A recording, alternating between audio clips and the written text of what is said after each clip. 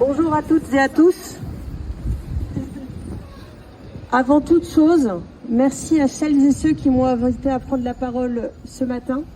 Merci au collectif qui organise cette belle mobilisation. Merci à la France Insoumise de Versailles, à Flore, à Philippe, à tous les collectifs présents ici à Versailles pour leur engagement constant, pour vos luttes. Merci de m'inviter à prendre part à ce moment de colère, de mémoire et de résistance. Je m'appelle Dalal Bellout, je suis militante à Trappes Populaire et également engagée au sein de la France Insoumise au niveau du département des Yvelines.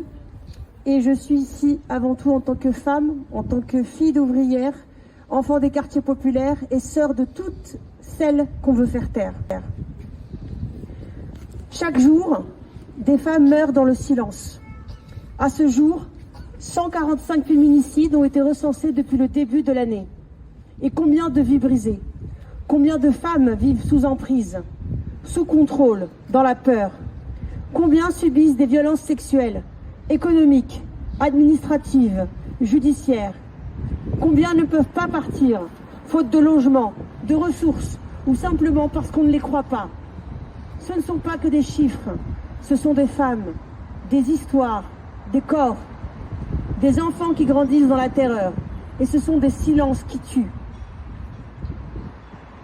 Les violences sexistes ne tombent pas du ciel. Elles s'abattent encore plus lourdement sur les femmes racisées, sur les femmes des quartiers populaires, sur les femmes précaires, sur les femmes migrantes, sur les femmes sans papier, sur les femmes trans. Ces femmes, ce sont les grandes absentes des statistiques officielles, mais les grandes présentes dans les foyers, dans les couloirs d'hôpitaux, dans les tribunaux.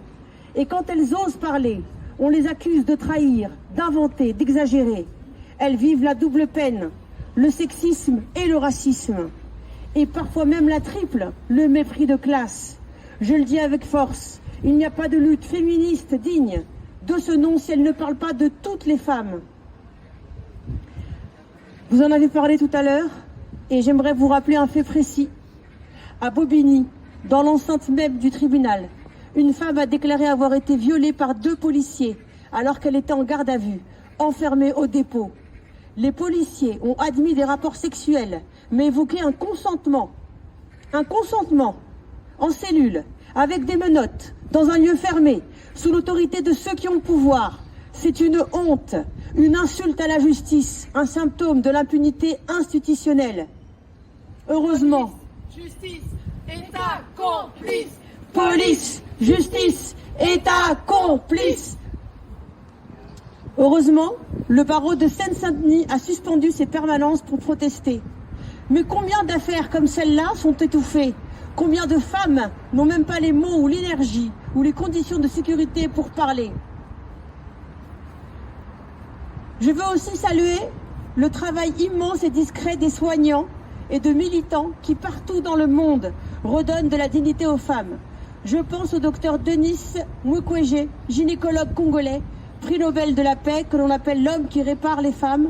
Il a soigné, accompagné, consolé des milliers de femmes victimes des viols de guerre, d'excision, de violences extrêmes. Son hôpital est un sanctuaire pour les femmes, brisées, abandonnées, invisibilisées. Et son combat est aussi le nôtre, faire reconnaître la violence sexuelle comme une arme de guerre, comme une stratégie politique, comme un crime contre l'humanité. Je veux aussi parler d'une autre violence, plus taboue, plus lointaine parfois, mais toujours d'actualité, et également en France. Je veux parler des mutilations génitales féminines. Selon l'UNICEF, plus de 230 millions de filles et de femmes dans le monde ont été victimes d'excision. En Éthiopie, au Burkina Faso, au Mali, au Soudan, en Indonésie et même en France, des fillettes sont mutilées, souvent avant 14 ans, souvent malheureusement par des proches, pour préserver leur pureté, pour les rendre mariables. Les conséquences des douleurs chroniques, des infections, des risques à l'accouchement, des traumatismes à vie et parfois la mort. Et même ici en France, 53 000 femmes sont concernées par l'excision. Mais c'est grâce à des mobilisations féministes, comme aujourd'hui, grâce à la pression des ONG, que des progrès ont été faits. Rappelons-le, et la France est un modèle là-dessus, la France est aujourd'hui le premier pays à rembourser les opérations de reconstruction. L'UNICEF a fixé comme objectif la fin des mutilations génitales féminines d'ici 2030. Et dans de nombreux pays, la scolarisation des filles a fait baisser la pratique de l'excision. Mais le combat continue et il est aussi le nôtre. J'aimerais vous partager quelques chiffres pour ne pas oublier l'ampleur. Le collectif Nous Toutes, dans ses analyses, rappelle une femme sur deux en France a déjà subi une violence sexuelle. En 2021, en France, au moins 217 000 femmes âgées de 18 à 74 ans ont été victimes d'un viol, d'une tentative de viol ou d'une agression sexuelle. Une enquête récente a recensé 429 victimes et 215 agresseurs dans 130 villes françaises dans des affaires de violences sexistes et sexuelles commises par les forces de l'ordre. Dans ces témoignages, 60% des cas concernent des violences sexuelles, agressions sexuelles, harcèlement sexuel, exhibition et viol. Et 42% des faits sont commis au moment du dépôt de plainte ou dans une interaction avec la police ou la gendarmerie. Ces chiffres ne sont pas abstraits. Ils sont le miroir d'une société qui ne protège pas assez, qui ne croit pas assez, qui ne réforme pas assez. À la France insoumise, ce combat est au cœur de notre programme. Nous portons un féminisme concret, populaire et intersectionnel. Ce que nous demandons, des centres d'hébergement et de soins spécialisés pour les victimes, partout. Des campagnes d'éducation massive sur le consentement dès le plus jeune âge. Des maisons de femmes dans chaque ville, en lien avec les associations de quartier.